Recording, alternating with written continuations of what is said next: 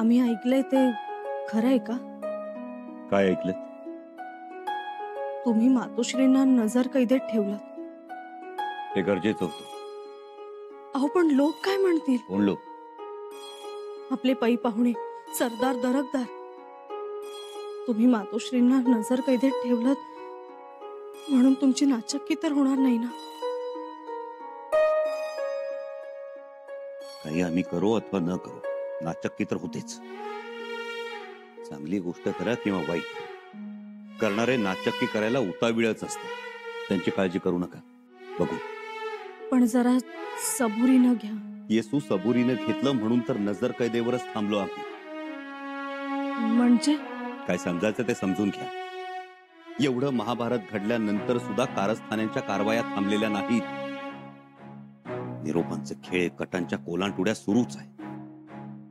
जगदीश्वरा, यावरून एक गोष्ट नक्की होते येसू, आमच्या मातोश्री सुरक्षित नाहीत. त्यांचं मन कलुषित करण्याचे प्रयत्न आणि प्रकार सुरूच आहेत. बघा ती चिठ्ठी बघा, वाचा. मुतपाक खाण्यातल्या सेवकाकडे सापडली. तो मातोश्रींना देणार ती आम्ही पकडली. कोणी पाठवली? नाव नाही चिठ्ठीवर, आणि ते गरजेचंही नाही. हे सगळं कोण करतंय आणि का करतंय हे आता लपून राहिलेलं नाही. आणि म्हणूनच इथून पुढं मातोश्री आमच्या देखरेखीखाली राहतील. असं. आणि कारभाऱ्यांचं काय? त्यांना होणार शिक्षा? ते योग्य वेळ आली की सांगू तुम्हाला. त्यांना जेव्हा सांगायचे तेव्हा सांगा, पण आम्हाला मात्र आत्ताच सांगा. अक्कासाहेब, आम्हाला उत्तर हवंय दादासाहेब. अक्कासाहेब, छत्रपतींच्या दौलतीचे निर्णय असे सहजासहजी घेता येत नाहीत. सावकाश घ्या, आम्हाला सुद्धा काही घाई नाही. पण जेव्हा केव्हा निर्णय घ्याल तेव्हा तुमचा अपमान विसरू नका, तुमच्याबद्दलचा तिरस्कार विसरू नका, तुमच्या विरोधात वेळोवेळी उभे राहिलेले निवाडे विसरू नका, तुमच्या खिलाफ घेतलेल्या शपथा आणि वाटा रोखण्यासाठी उभी राहिलेली फौज विसरू नका.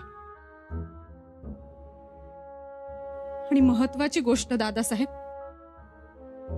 एका पित्याची अवहेलना विसरू नका. नाही अक्कासाहेब, काहीही विसरणार नाही आम्ही. मातोश्रींना नजर कैदेत ठेवलंय म्हणून त्यांचे डोळे उघडतील असंही समजू नका.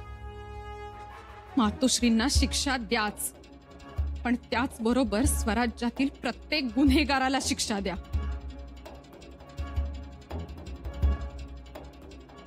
अक्कासाहेब, आम्ही योग्य तोच निर्णय घेऊ, खात्री बाळगा. आणि जो निर्णय घेऊ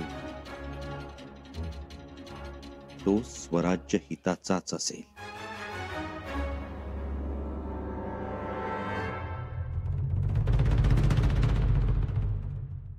दादा आले. गप्प गप्प आहेत आज. रोजच्या सारखा आसूड फुटत नाही अजिबात. मूग गिळलेत की काय? मूग नाही, सोयराबाई नावाचा शेंदूर आपण त्यांच्या नरड्यात ओतलाय, म्हणून आवाज येत नाही, वाचा फुटत नाही.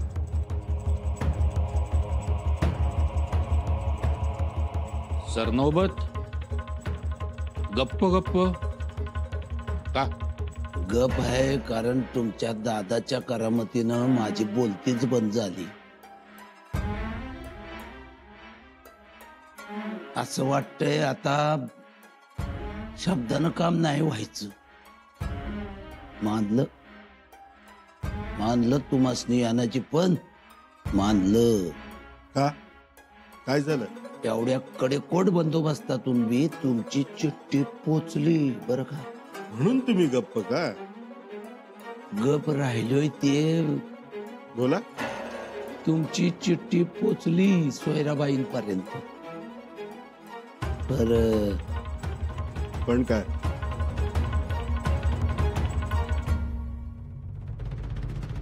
तर आधी ती शंभूराजांनी वाचली आणि मग पोचली.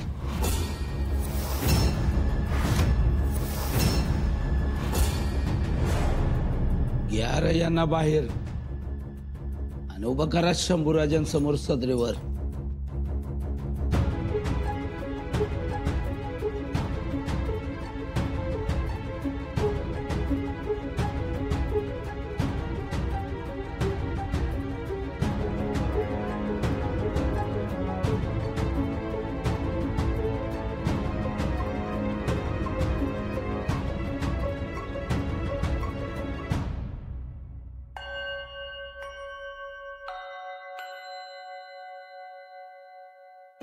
कविराज, युवराज, काय हे पत्र खलिते.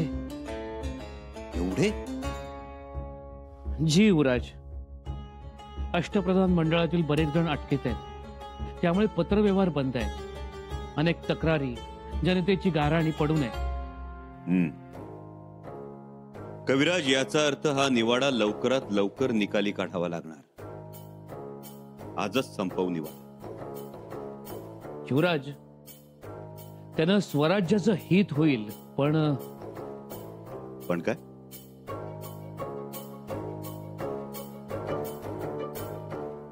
युवराज, कैदेत असणाऱ्या, सजा होणाऱ्या मंत्र्यांच्या बदल्यात दुसरे पर्यायी लोक पाहायला लागतील. ते एक आव्हानच आहे. नवीन माणसं तयार करावी लागतील. नवीन माणसं तयार होतीलही, एवढी हुशार माणसं लागतील. कविराज, माणसं कशी रघुनाथ पंत पंडितांसारखी, सोनोपंत डबिरांसारखी, निळो सोनदेव, निराजीरावजी, गोपीनाथ पंत बोकील यांच्यासारखी असावी. निरीच्छ आणि अहोरात्र स्वराज्याचं हित जपणार. कविराज, बाळाजी पंत चिटणीसांना मदतीला घ्या. त्यांच्या साथीनं स्वराज्यातली चांगली माणसं शोधा. आजच कार्य हाती घेतो. निवाड्यानंतर या कारभाऱ्यांचं जे व्हायचं ते होईलच. त्यानंतर आम्ही स्वतः या नेमणुकांमध्ये लक्ष घालू. जी युवराज. अहो युवराज, ऐका. नाही ऐकणार आम्ही जाणार. नाही जाता येणार. माफी असावी. म्हणजे बाहेरचा माणूस आत नाही आणि आतला बाहेर नाही. मग आम्ही इथेच बसून राहायचं का? मग परवानगी घ्यावी लागल. त्या बिगर बाहेर नाही जाता येणार.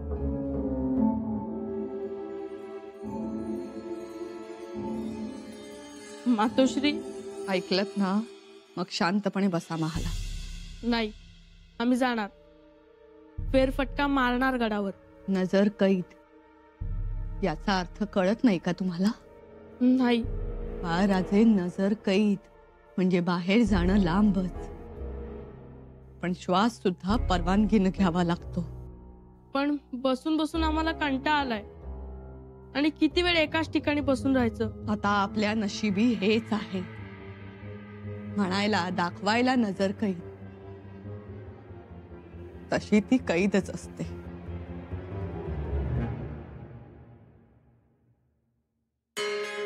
महाराज, दादासाहेब, तुम्ही आम्हाला कैद केलंय. कैद नाही महाराज, फक्त नजर कैद. तेही चुकीची माणसं तुमच्यापर्यंत पोहोचू नये म्हणून. खरंच दादासाहेब? अगदी खरं. म्हणजे आम्ही गडावर फेरफटका मारू शकतो? नक्कीच, पण आमच्या बरोबर. दादासाहेब, मातोश्री, आम्ही तुम्हाला म्हणालो होतो ना की दादासाहेब तसं नाही करणार म्हणून. दरवाजावरचे चौकी पहारे उठतील तेव्हा आम्ही खरं मानू. त्याला अजून वेळ आहे मातोश्री. चौक्या पहारे कदाचित आजन्मही असू शकतात.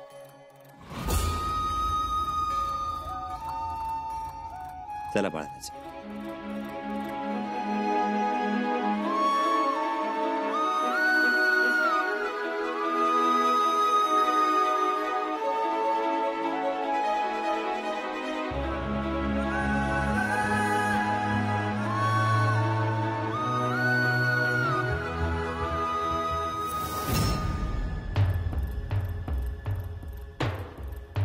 या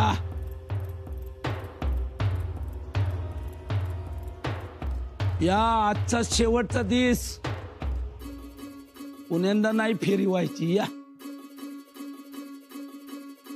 अंगाशी. दादा, चिठ्ठी मिळाली शंभूराजांना. मिळाली नाही, पकडली मधल्या मधी. पकडली? म्हणून तर तुमच्या राजमातोश्रींना नजर कैद बी झाली. या नजर काही आई साहेबांनी.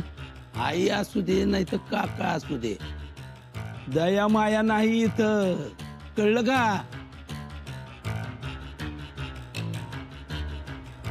अरे ये वर्दी द्या युवराजासने, मनावर लटांबर आलंय सदरेवर. आणि पुढची तयारी झाली का रे? ते तोप, हत्ती, टकमक टोक, फाशी देणारे जल्लाद, युवराज याने अदुगर त्यांना इथं हजर करा. जा जे. दादा, बोल सोबाजी. राजा मातोश्रींना नजर कैद, मग आपलं काय होणार? आपल्याला तर यापेक्षा अव्वल शिक्षा होणार. तर हे सांगायला काय कुणी ज्योतिषाची गरज नाही. धीरानं घ्या. काय धीरानं घ्या? मी म्हणतो एवढं सगळं घडल्यावर चिठ्ठी पाठवण्याची गरजच काय होती? पाठवले. मी मुळातच घाबरणारा माणूस नाही. मी शेवटपर्यंत हातपाय मारणारा माणूस आहे. हो, पण आता केवढ्याला पडलं हे? मोरोपंत, उकळात डोकं घातलंय. आता मुसळाला भिवून चालणार नाही. बघू.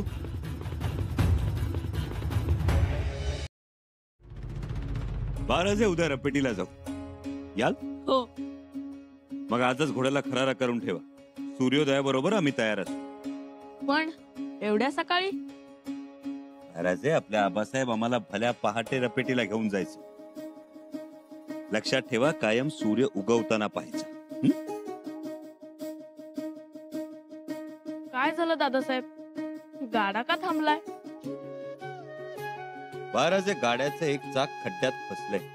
मग आता? चाक बाहेर काढावं लागणार. कोणत्याही गाड्याचं हे असंच आहे. गाडा चालायचा असेल तर दोन्ही चाक नीट असली पाहिजे.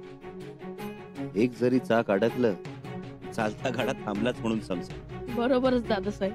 जर गती राखायची असेल तर वाटे इतकंच चाकाकडे लक्ष द्यावं लागतं. आम्ही ठेवू लक्ष. महाराजे, आम्ही सांगतो ती चाकं वेगळी. ही चाकं संसाराच्या गाड्याला असतात, गाव गाड्याला असतात, परंपरेच्या गाड्याला असतात, आणि स्वराज्याच्या गाड्यालाही असतात. स्वराज्याच्या गाड्याची कोणती दोन चाकं? एक फौज आणि दुसरं प्रशासन. एक शक्ती, दुसरी युक्ती, बुद्धी. म्हणजे अष्टप्रधान मंडळ. अष्टप्रधान मंडळ. आणि सध्या आपलं हेच चाक निखळलं. मग स्वराज्याचा गाडा थांबणार?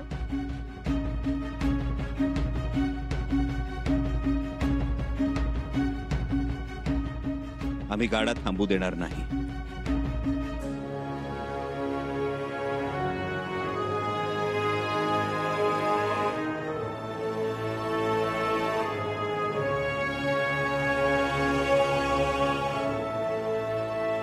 हर हर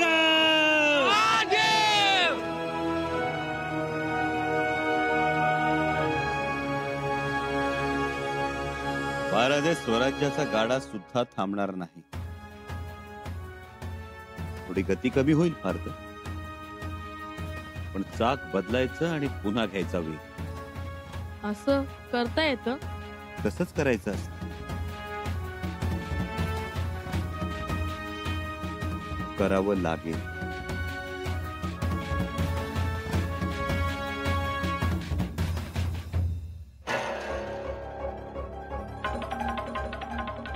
सरनौबत म्हणजे मी काय म्हणत होतो, काय म्हणजे आता आमची शेवटची इच्छा तर विचारली जाईलच ना. आता काय शेपट काढत बसू नका. बघा नाही पण युवराज येत आहेत.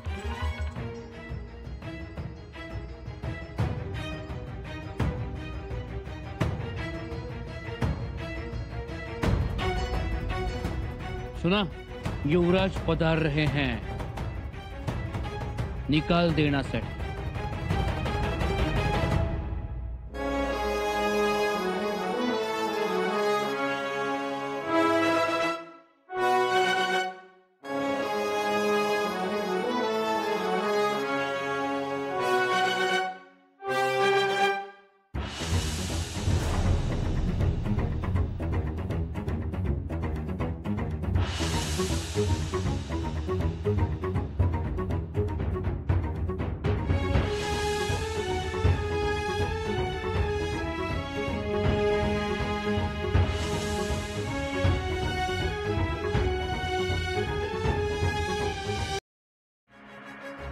कविराज, आमच्या माहितीप्रमाणे सगळ्यांच्या कबुली जबाबांची नोंद झाली आहे. जी युवराज. प्रल्हादपंत, स्वराज्याच्या न्याय व्यवस्थेला धरून आहेत कबुली जबाब? जी युवराज. आणि त्यांनी दिलेल्या कबुली जबाबानुसार ते शिक्षेस पात्र आहेत.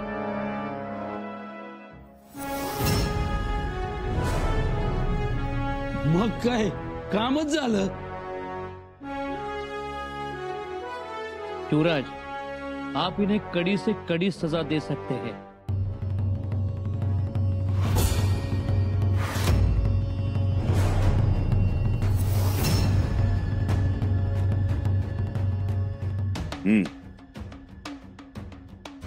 आमचे थोर आबासाहेब गेले आणि या मंडळींनी रायगडावर कटकारस्थानाची कारंजी उडवली. मोठं आश्चर्य वाटलं आम्हाला. अहो, छत्रपती आपल्यातून निघून गेल्यानंतर मिळवण्यासारखं काही उरलं होतं का? मोरोपंत, रावजी नाना, होतं काही उरलेलं? नाही, मुळीच नाही. पण दौलतीची जुनी जाणती माणसं मात्र कारस्थानात रमून गेली. कसे विसरलात तुम्ही की शिव आपल्यातून निघून गेला तरी रुद्र अजून मागे आहे. आम्ही त्यांच्याच रक्ता मांसाचे आहोत, त्यांच्याच आदर्शावर वाटचाल करणारे आहोत. कसे विसरलात तुम्ही अनाजी पंत? कसे? आहे, आम्हाला पूर्ण कल्पना आहे. तुमच्यासारख्या शेकडो लाखो मावळ्यांच्या संगतीनं आमच्या आबासाहेबांनी हे हिंदवी स्वराज्य उभं केलं. आमच्या आबासाहेबांचा राज्याभिषेक झाला, ते छत्रपती झाले. दिसा मासानं स्वराज्य फोफावू लागलं आणि तुम्हा प्रधान मंडळींमध्ये, कारभाऱ्यांमध्ये स्वार्थाची हाव सुटली. घरादारावर तुळशीपत्र ठेवून राज्याच्या भवितव्याचा विचार करणारी तुम्ही मुत्सद्दी मंडळी, तुमच्यातच सत्तेची लालसा निर्माण झाली आणि छत्रपतींबद्दल, स्वराज्याबद्दलच्या निष्ठा पोथट ठरल्या. तो मान अपमान यांचा विचार करू लागला. आणि या सगळ्याला खत पाणी तुम्ही घालत होता तानाजी पंत. कारण तुमचा स्वार्थ, तुमची सत्ता लालसा, तुमची महत्वाकांक्षा फार फार धुरंधरपणे राजकारण साधलं होतं. आमच्या धाकट्या बंधूंना गादीवर बसवून राज्य कारभाराची सगळी सूत्र स्वतःच्या हाती घेतली होती. स्वराज्याच्या महाराणींचा, आमच्या मातोश्रींचा आवाज बंद केला होता. कसा?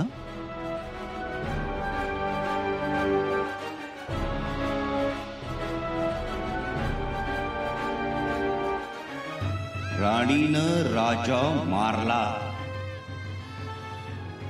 या अफवेनं आमच्या मातोश्री जायबंदी झाल्या.